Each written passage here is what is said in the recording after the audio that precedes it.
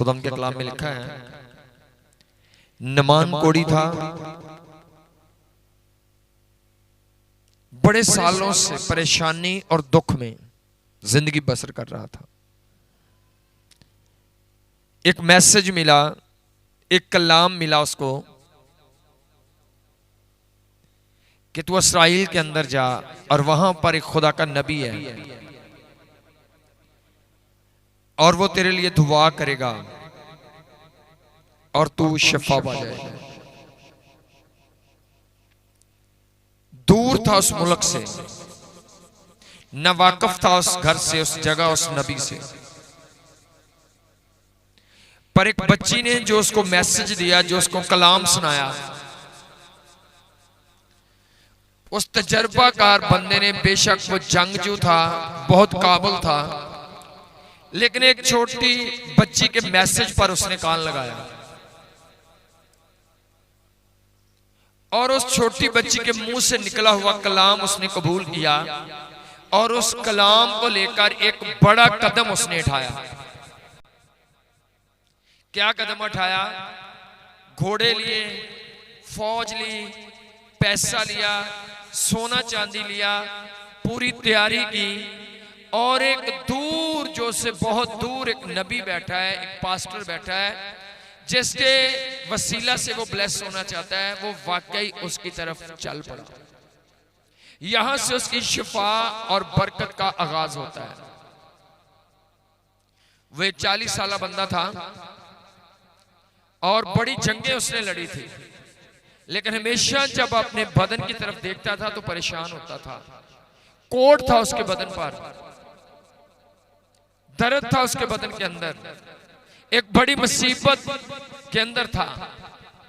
कुछ चीजों में वो अपने आप को कामयाब समझता था, लेकिन इसके बावजूद एक नाकामी उसके सामने थी और वो नाकामी जो थी वो उसका कोड था। और वो एक ऐसा बंदा होते हुए कि वो एक जंगजू है, फौज के अंदर एक बड़ा अफसर है, बादशाह के साथ डायरेक्ट उसकी रिफाकत है, उसकी बीवी है, बच्चे हैं, एक पावरफुल फैमिली है, पर फिर भी वो हर रोज अपनी उस नाकामी पर तवज्जो करता है कि एक जगह पर मसला है अभी, और वो मसला क्या है कि मेरे बदन पर कोड है। बेशक मेरी जिंदगी में चंद कामयाबियां हैं, पर ये नाकामी जो एक है ये भी नहीं होनी चाहिए। ये उसका एक संजीदापन है। आज बहुत सारे लोग अपने साथ ही संजीदा नहीं है, वो अपनी जिंदगी के साथ संजीदा नहीं है।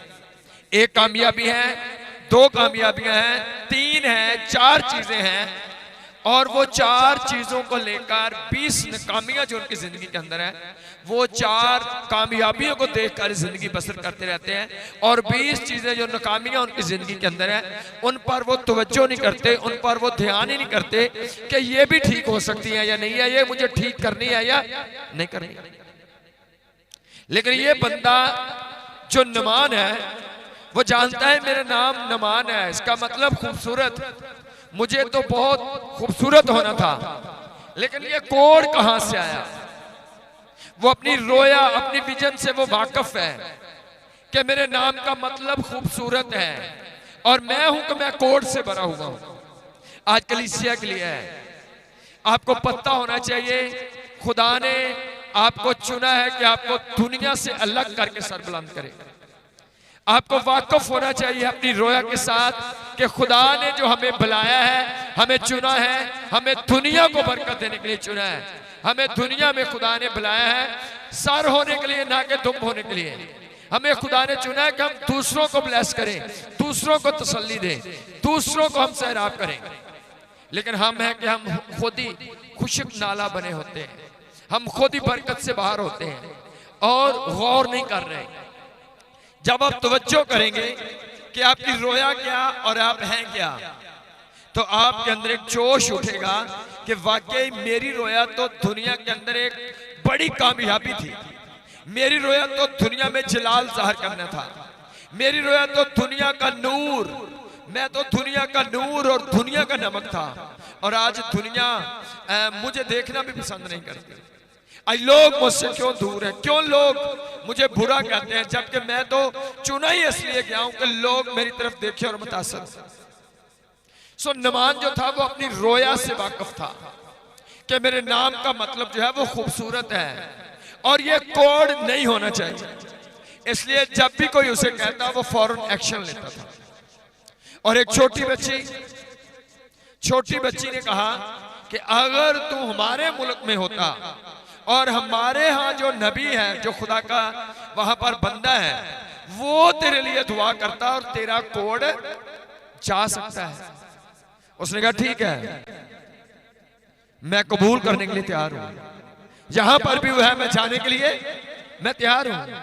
एक्शन लिया उसने एक्शन लिया। और जब वो चल पड़ा, मुश्किल था उसके लिए, वो बहुत बिजी था, वो एक फौजी है, बड़ा अफसर है, उसके लिए टाइम निकालना जाना मुश्किल था। वो अकेला नहीं जा सकता, उसे फौज के साथ जाना था, ये उससे भी बड़ी मुश्किल थी। लेकिन उसने बादशाह से इजाजत ली, बकायदा छुट्टी उसने मंजूर करवाई, कुछ फौजी दस्ते साथ लिए और वो चल पड़ा। खुदा ने देखा कि ये बंदा जिसने एक छोटी बच्ची के मुंह से कलाम सुना है और इसने कबूल कर लिया है, इसने एक्शन ले लिया है, ये आम बंदा नहीं। खुदा को उसकी ये खूबी पसंद आई कि एक छोटी बात इसने सुनी, बेशक वो मुश्किल है, ये इसने कोई उसकी गवाही नहीं सुनी, ये उस पास्टर को जानता नहीं, कुछ भी नहीं, पर ये बच्ची के कहने पर ही चल पड़ा है। इसने अमान रखा है उस नाम पर, उस मैसेज पर चल पड़ा। खुदा को उसकी ये आदत अच्छी लगी। जब आपको कोई आम बंदा भी कलाम सुनाता है और वो बाइबल की बात होती है, आप मान लेते हो, खुदा खुश होता है। आप कलाम सुनते हो, आप तस्लीम करते हो, आप एक्शन लेते हो, आप चलना शुरू करते हो, खुदा खुश होता है। खुदा फिर अगला दरवाजा आपके लिए खोलता है। फर्स्ट जब उसके पास मैसेज आया तो एक छोटी बच्ची का है, उसने एक छोटी बच्ची का मैसेज कबूल किया और उसने एक्शन लिया, वो चलना शुरू हो गया। जब वो चल रहा है, खुदा ने उसकी सोच को, उसके दिल को, उसके मंसूबे को देखा कि ये वाकई वहां पर पहुंचकर जाने के लिए तैयार है, दुआ करवाने के लिए तैयार है, मिलने के लिए तैयार है और ये कुर्बानी देने के लिए तैयार है। तो खुदा ने उसके वहां पर पहुंचने से पहले अलीशा के साथ कलाम किया। खुदा ने कहा तेरे पास नमान आ रहा है। पहला मैसेज उसको मिल गया है और वो उठा है और वो आ रहा है। अब मैं दूसरा मैसेज देने के लिए तुझे इस्तेमाल करता हूं। तूने उसको जब आएगा तो ये कहना कि जा और जाकर दरिया में 7 गोते मार। पहला कलाम कबूल किया और दूसरा कलाम उस पर नाज़िल हुआ। अगर वो पहला मैसेज कबूल ना करता, पहली गवाही को वो कबूल ना करता, तो दूसरा मैसेज कभी उसके लिए नाज़िल नहीं होना था। और दूसरा मैसेज जो था, उसने उसको हील करना था, शिफा देनी थी। पहले मैसेज ने उसे अमली जिंदगी के लिए था। पहला मैसेज खुदा की तरफ चलने के लिए था कि तौबा कर, इस्राएल के अंदर जा, तौबा कर और एक नबी के पास जा, जाकर उससे मुलाकात कर। ये एक अमली काम उसको दिया गया और शिफा इसके बाद थी। अगला मैसेज जो आना था वो शिफा का होना था। आज जब आप चर्च में आते हो, पहला मैसेज आपको क्या मिलता है? सब ताली बजाओ, सब गीत गाओ। जब आप प्रस्तुत में होते हो, आप नहीं बजाते हो। आपने पहले मैसेज को कबूल नहीं किया। जो पहला आपको कहा गया आपने वो नहीं किया। हम कहते हैं आंखें बंद करो, आप बोलो मुंह से, आप नहीं बोलते हो। आपने उस मैसेज को जो खुदा एक बंदा से आपको दे रहा है, आप उस मैसेज को रिजेक्ट कर रहे हो। आप कोई एक्शन नहीं ले रहे हो। आप सोचते हो मैनू कड़ा यीशु मसीह कहन दिया, मीटिंग लीडर ही दिया ना, एक बंदा ही दिया ना, ते बच्चा ही एवं गीता वाला कह जाता बजाओ बजाओ बजाओ, बोलो बोलो। अब कहते नहीं नहीं इसकी नहीं, हाँ यीशु आएगा कहेगा तो मैं ताली बजाऊंगा। तो अब पहला मैसेज आपको कोई भी मिल सकता है, कोई भी मैसेज आप पर नाज़िल हो सकता है। जब आप एक्शन लेते हो, खुदा अगला मैसेज उससे बड़ा देता है जिससे पर कुछ होने वाला होता है। अगला मैसेज जो होता है उससे आपकी जिंदगी में कुछ चीजें वजूद में आना होती हैं। लेकिन जो कुछ होता है खुदा के कलाम से है। कलाम सुनना और कलाम को तस्लीम करना और उस पर एक्शन लेना, अमली जिंदगी के अंदर कायम हो जाना। और जब वो चला गया, अब वो कुछ और सोचता है, पर खुदा की मोहब्बत उसके साथ क्या है? उसके लिए पहले ही एक कलाम जो है वो नाज़िल हो चुका है। खुदा की मोहब्बत ये है उसके साथ, नमान के साथ, कि वो अभी आ ही रहा है और उसके लिए खुदा ने पहले से कलाम अलीशा पर नाज़िल किया कि वो आ रहा है। आते ही तूने उसको ये मैसेज दे देना है, आते ही तूने उसको कह देना ये जाकर कर और तू शिफा पाएगा। अब दूसरे मैसेज के साथ उसका मकसद हल होता हुआ नजर आ रहा है। पहले मैसेज के अंदर एक गवाही है और दूसरे मैसेज के अंदर कहा है ये कर तो तू शिफा पा जाएगा। अब दूसरा कलाम जो है उसे कबूल करना है।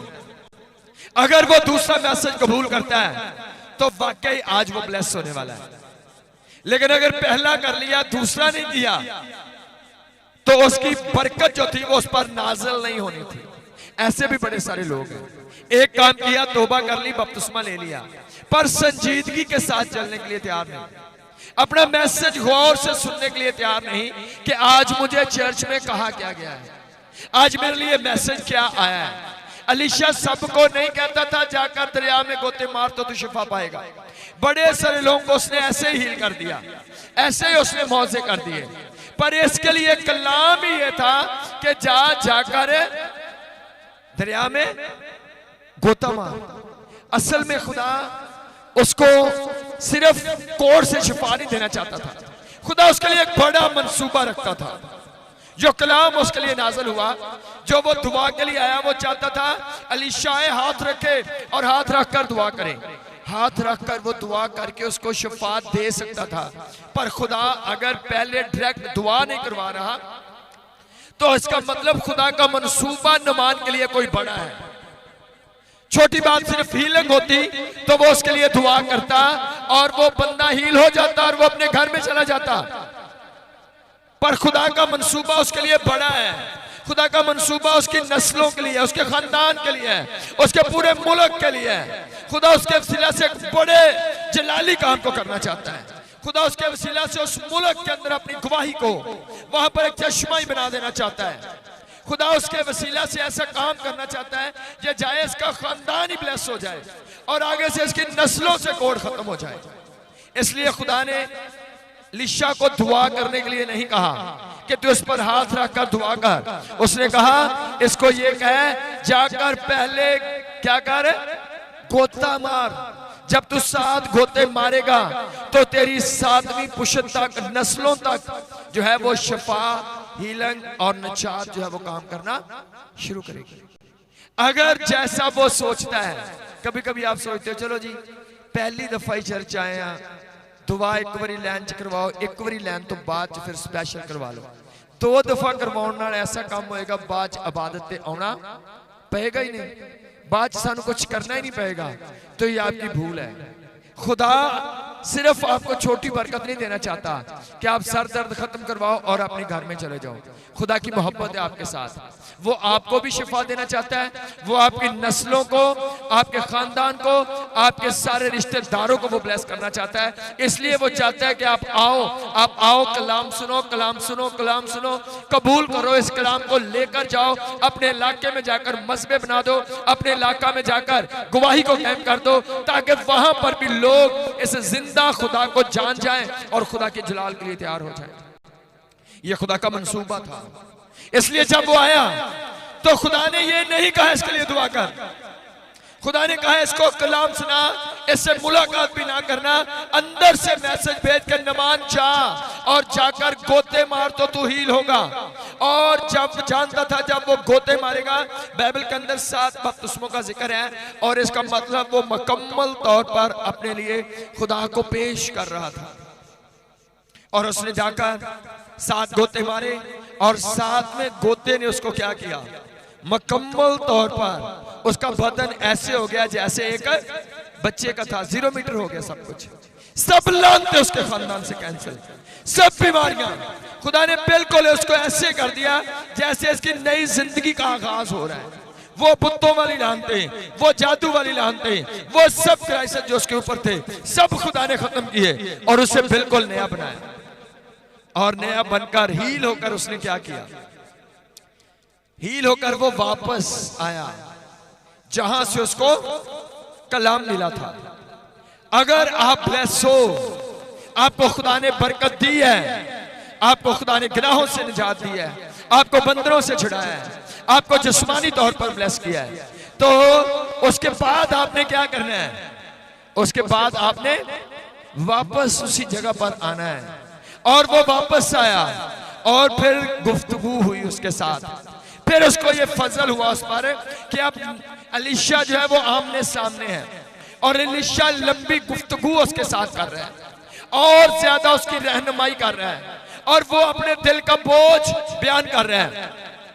और नमान ने कहा, मैं चाहता हूं तेरे इलाका से मट्टी लेकर जाऊं और इस खुदा को जो तेरा खुदा है, जिसके आगे तुम झुकते हो, मैं इसके नाम का एक मजबा वहां पर बनाना चाहता हूं और मैं हमेशा इसी मजबे के आगे तेरे जिंदा खुदा की इबादत करूंगा और मैं हमेशा इस खुदा के कलाम के मुताबिक चलूंगा। एक बड़ा जलाली काम उसकी जिंदगी के अंदर हुआ, पर इसका आगाज एक छोटी बेटी ने गवाही दी और उस बंदे ने उस गवाही को कबूल किया।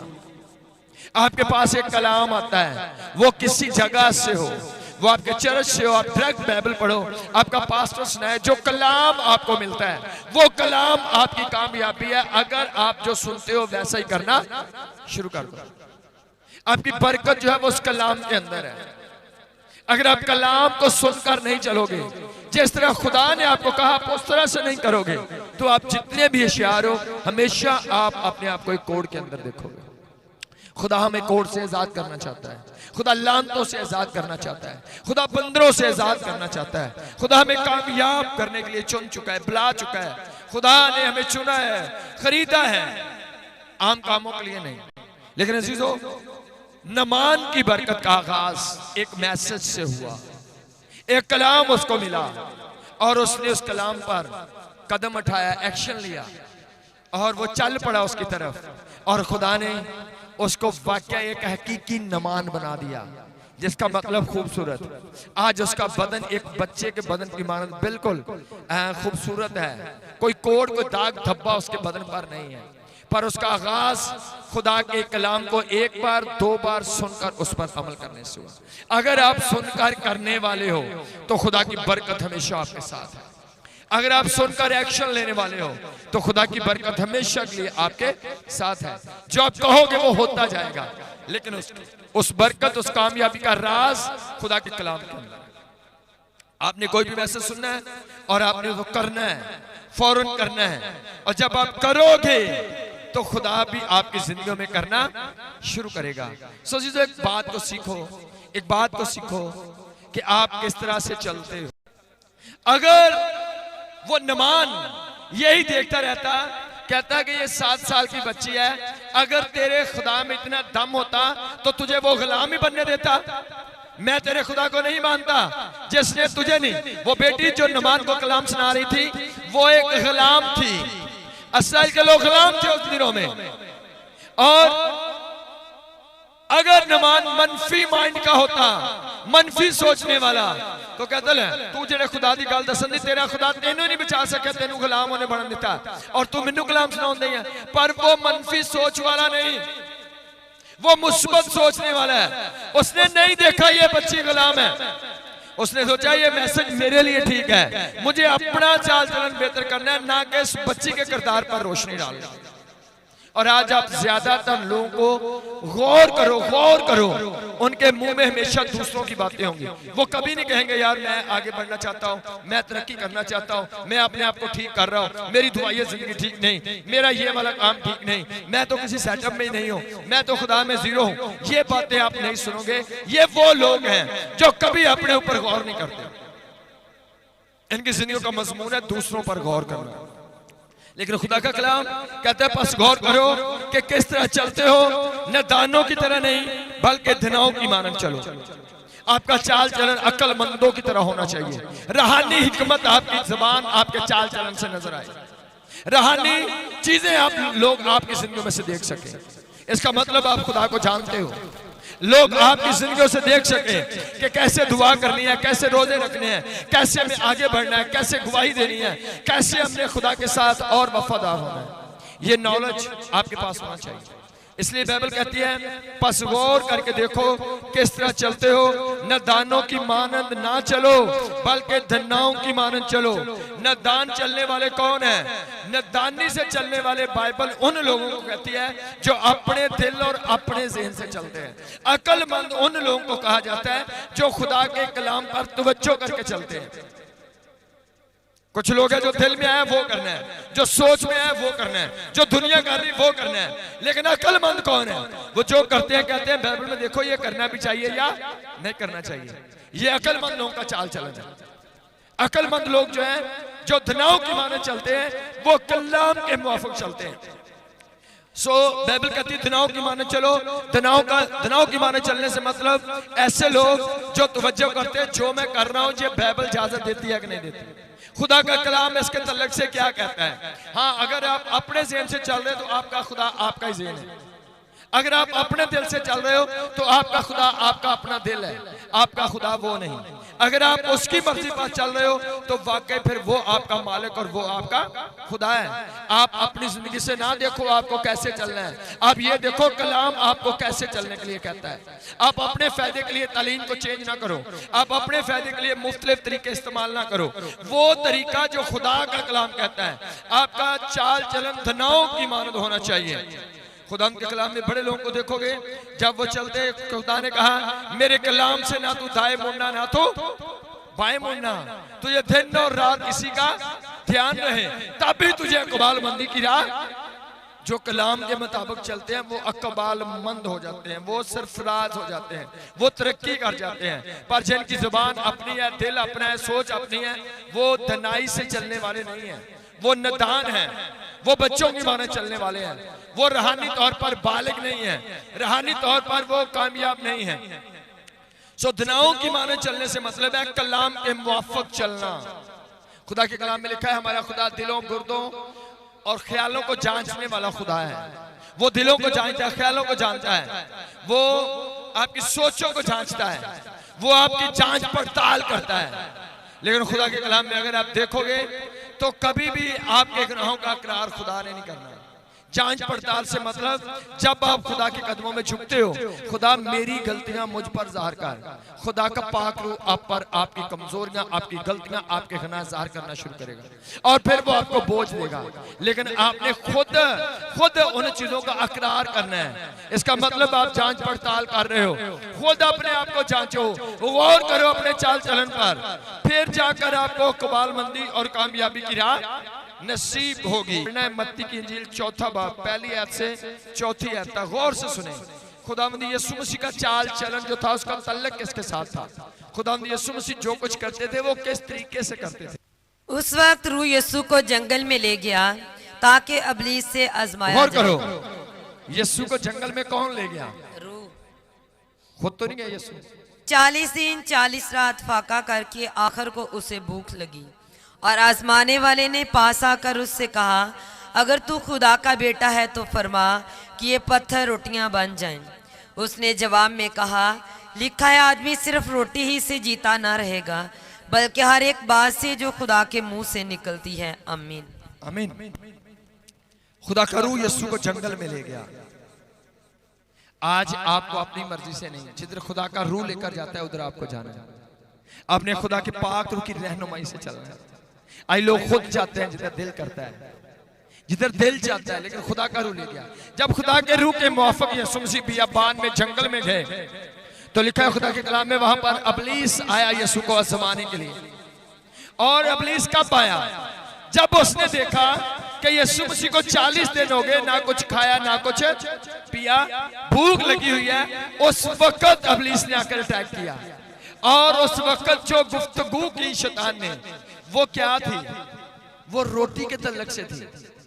जब भूख लगी है यीशु को तो इब्लीस आकर जो गुफ्तगू कर रहा है, जो कलाम जो बात कर रहा है, उसका तल्लक किस चीज के साथ है? रोटी के साथ। वो जानता है कि जिसकी जरूरत है अगर उसके बारे में कोई मशवरा दूंगा तो ये बंदा फौरी मान जाएगा। आज जो आपकी प्रॉब्लम होती है उसके तल्लक से आजमाइशें आपकी जिंदगी में आती है। आपका कारोबार नहीं, आपके पास पैसे नहीं, तो आपको उस वक्त शैतान आएगा गुनाह के लिए, रिश्वत के लिए, हैं जी, चोरी के लिए, बेईमानी के लिए, उस वक्त उभारेगा। और उस वक्त आपके दिल में होगा हुण फसे सा जी, फिर होर की कर दे, हुण फसिया कुछ तो करना ही सी। इब्लीस आता ही उस वक्त है, पहले वो फंसा लेता है आपको। जो आप प्रॉब्लम होती है उसके तल्लक से वो आकर बात करता है। यीशु मसीह से आकर कहा कि 40 दिन हो गए तुझे रोटी नहीं मिली, तू भूखा है, क्या कर, क्या कर, इन पत्थरों से कह कि रोटियां बन जाएं, क्योंकि खुदा के कलाम का हवाला देकर उसने कहा। यीशु मसीह कहता तो रोटियां बन सकती थी या नहीं? अगर यीशु पत्थरों को कहता बन जाओ रोटियां, तो वाकई रोटियां बन जानी थी। और फिर इल्जाम क्या लगना था कि लो जी जो भुख नहीं बर्दाश्त हुई थी, अपने लिए आप ही रोटियां बनाने पे, और आज तक ये गवाही पूरी दुनिया में फैलनी थी। लेकिन यीशु मसीह ने कलाम का हवाला दिया। यीशु मसीह ने कहा मुझे कैसे चलना है, कलाम के हिसाब से। यीशु मसीह ने कहा यार याद कर, इब्लीस से कहा याद कर, लिखा है इंसान सिर्फ रोटी से जीता ना रहेगा। यीशु मसीह ने कहा मुझे कैसे काम करना है, जैसे कलाम में लिखा है। मुझे कैसे चलना है, जैसे कलाम में लिखा है। मेरे पास पावर है रोटियां बनाने की। अगर मैं 5 रोटियों को 7 रोटियों को मैं सैकड़ों में चेंज कर सकता हूं, तो मैं पत्थरों को भी रोटियां बना सकता हूं। मैं जो चाहे कर सकता हूं, पर बाइबल इस बात की इजाजत नहीं देती। कलाम में यह लिखा है कि इंसान सिर्फ रोटी से जीता। क्या तरीका इस्तेमाल किया यीशु ने, कलाम का। और यीशु मसीह ने वाकई इब्लीस को शर्मिंदा किया। यीशु मसीह चले तो कलाम के मुताबिक चले। आज जब आप भूखे होते हो तो आपको सैकड़ों लोग कलाम सुनाने वाले होते हैं, कहते जी ना जाओ दुआवां ते, हुण तुसी डबल काम कर लिया करो। शैतान आता है आपके पास, जबकि खुदा कहता है तुम मेरी इबादत करना और मैं तेरी रोटी और पानी पर बरकत दूंगा। जब आप भूखे होते हो, आपको बेईमानी, उस वक्त आपको इजाजत नहीं मिलती बेईमानी करने की, रिश्वत लेने की, झूठ बोलने की, धोखे देने की। ये शैतान का कलाम है। खुदा कहता है हर काम में आपने खुदा पर ईमान रखना है। सो यीशु मसीह भूखे थे, लेकिन यीशु ने कहा मैं रोटियां नहीं बनाऊंगा, क्योंकि खुदा का कलाम यह कहता है कि इंसान सिर्फ रोटी से जीता ना रहेगा। जितने काम आप रोटी पूरी करने के लिए करते हो कलाम से हटकर, वो शैतान आपके दिलों में डालता है। वो खुदा नहीं। खुदा आपको कलाम में वादा कर चुका है। ये ना सोचो क्या खाएंगे क्या पिएंगे, खुदा ने वादा कर दिया है। पर अगर आपको रोटी पूरी करने के लिए दुआएं छोड़ना पड़ती हैं, बेईमानियां, रिश्वत और बड़े चालाकियां दिखाना पड़ती हैं, तो इसका मतलब आपने शैतान की बात को मान लिया है। आप खुदा की बात को मानो। आपकी ब्लेसिंग जो है वो खुदा के कलाम के वसीला से है। सो रोटी के लिए आपको गुनाह नहीं करना। असाओं ने दाल के लिए अपने आप को बेच दिया। आपको कभी भी बिकना नहीं। खुदा देख रहा है। खुदा अगर काल में मुहैया कर सकता है तो आपका खुदा वही है जो कौवों को मुकर्रर करता है और वो आपके लिए बड़े बड़े काम करने की कुदरत रखता है। चौथा बाब 8वीं से 10वीं तक गौर से सुने। फिर इब्लीस उससे एक बहुत ऊंचे पहाड़ पर ले गया और दुनिया की सब सल्तनतें और उनकी शानो शौकत उसे दिखाई और उससे कहा अगर तू झुककर मुझे सजदा करे तो ये सब कुछ तुझे दे दूंगा। यीशु ने उससे कहा ऐ शैतान दूर हो, क्योंकि लिखा है कि तू खुदावंद अपने खुदा को सजदा कर और सिर्फ उसी की इबादत कर। आमीन आमीन। खुदा का कलाम कहता है तीसरी बार आकर उसने क्या कहा, उसने कहा अगर तू मुझे सजदा करे तो सारी दुनिया की शान और शौकत में तुझे दे दूंगा। इत्थे आण के फिर बड़े बड़े विक जाते हैं, कहते हुण तो प्लाट मिलते आसी जी, हुण फिर 4 दिन असीं किहड़ा दिल तो जाना, उत्तों उत्तों ही है बस दिल साडा उत्थे ही है जी, असीं घर भी कहते उदा ही करने दुआ। ठीक है, इत्थे आण के बड़े बड़े विक जाते, किते कोई राशन आ गया, किते कोई हेल्प आ गई, किते कोई फायदा लभ्या, दौड़ के उधर हो गए। यीशु मसीह से उसने क्या कहा, उसने कहा अगर तू मुझे सजदा करे तो ये सारी दुनिया की शान और शौकत में तुझे दे दूंगा। खुदा ने कहा नहीं, बेशक तो सारी दुनिया मुझे देने के लिए तैयार है, पर मैं तुझे कभी भी सजदा नहीं करूंगा, क्योंकि बाइबल ये कहती है सिर्फ खुदावंद अपने खुदा को सजदा कर और सिर्फ उसी की इबादत कर। सो शैतान लालच डाल रहा था। आज कितने लोग लालच के अंदर चल रहे हैं, और बाइबल ये कहती है लालची खुदा की बादशाही के बारे से अगर किसी फायदे के लिए आप किसी जगह पर जाते हो तो आप आसमान की बादशाही में नहीं जा सकते। अगर कोई आपका ज़ाहिरी जिस्मानी फायदा आपको नजर आता है, आप किसी फायदे के लिए जा रहे हो, तो इसका मतलब आप लालच में हो। और बाइबल कहती है लालची खुदा की बादशाही के बारे से ना होंगे। आपकी कामयाबी क्या है? खुदा का कलाम। अगर आप कलाम के मुआफिक चलोगे तो आप वाकई आप आगे बढ़ोगे। खुदा आप पर अपना हाथ रखेगा। आपको जानना है आपकी रोया क्या है। खुदा कलाम देता है, आपने कलाम को पूरा करना है। यीशु मसीह ने यूहन्ना से बपतिस्मा क्यों लिया? कहता अब तू होने ही दे, क्योंकि हमेशा तरह सारी रास्तबाजी को यीशु मसीह यूहन्ना से बपतिस्मा नहीं ले सकते थे, सीनियर थे उससे। पर यीशु मसीह ने कहा कि रास्तबाजी को पूरा करने के लिए मुझे ये करना पड़ेगा। बेशक यूहन्ना कहता है मैं तेरी जूती का तस्मा भी खोलने के लायक नहीं, मैं कौन हूं कि मैं तुझे बपतिस्मा दूं। यीशु मसीह हलीम हुए, किस लिए? क्योंकि मुझे रास्तबाजी को पूरा करना है। आपको खुदा का कलाम पूरा करने के लिए दुख सहना पड़े, सुख सहना पड़े, आपको बातें सुननी पड़े, बेइज्जती करवाना पड़े, आपको नुकसान नजर आए, फायदा नजर आए, कलाम को पूरा करने के लिए आपने रेडी रहना है। अगर आप कलाम के मुआफिक चलते हो खुदा वाकई ब्लेस करेगा। खुदा की कलाम गलतियों 2 बाब 14 आयत में लिखा है पतरस एक इलाका में मनाती कर रहा था और जब वहां पर पलूस आया तो पलूस ने देखा कि पतरस मेरे आने से पहले दूसरों के साथ खाना पीना कर रहा है, सब कुछ चल रहा है, पर जब मैं आया हूं तो इसने रियाकारी शुरू कर दी है। मेरे सामने उनके साथ खाना नहीं खाता, मेरे बाद उनके साथ खाना खाता है। तो लिखा है कि उसने सरेआम उसको मलामत की, बेइज्जती की उसकी, पतरस रसूल की। उसने कहा तू क्यों तबलीग करता है? साफ लिखा है तू क्यों दूसरों गैर कौमों को खुदा के साथ चलने के लिए मनादी करता है जबकि तू खुद खुशखबरी के मुआफिक नहीं चलता। क्यों? क्योंकि तेरा चाल चलन दुरुस्त नहीं है।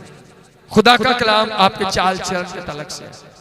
खुदा कहता है गौर करो किस तरह चलते हो, नदानों की तरह चलते हो या धनाओं की तरह चलते हो। रोमियो 8 बाब 14 आयत। खुदा चाहता है आप कलाम के मुआफिक चलो, इसलिए कि जितने खुदा की रूह की हिदायत से चलते हैं वही खुदा के बेटे हैं। आमीन। खुदा के बेटे कौन है? बोलना जोर से। जो रूह की हिदायत से चलते हैं वही खुदा के बेटे हैं। जो रूह की हिदायत से नहीं चलते, अपने दिल के हिसाब से चलते हैं, अपनी सोच के हिसाब से चलते हैं, उनका खुदा के साथ कोई ताल्लुक नहीं। खुदा ने आपको एक किरदार दिया और वो खुदा का कलाम है। खुदा ने आपको करैक्टर दिया है, खुदा ने आपको चाल चलन दिया है।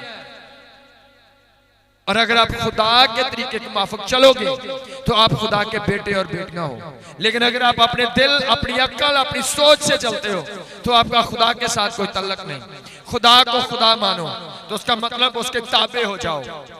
खुदा की मर्जी के मुआफिक चलो, रूह के मुआफिक चलो, कलाम के मुआफिक चलो, तो फिर तुम उसके बेटे और बेटियां हो। सो खुदा चाहता है कि आप अपने चाल चलन पर गौर करो। खुदा क्या चाहता है? बोलना है अपने चाल चलन पर गौर करो। न दानों की मानद चलते हो या धनाओं की मानद, अक्लमंदों की तरह या बच्चों की तरह। रूहानी तौर पर आपको पावरफुल किरदार होना चाहिए, अक्लमंदी के साथ चलना है। सो खुदा चाहता है अपने किरदार पर गौर करें, अपने किरदार को जांचें, देखें कि आपका चाल चलन कैसा है। सो खुदा इस कलाम के सबको बड़ी बरकत बख्शे।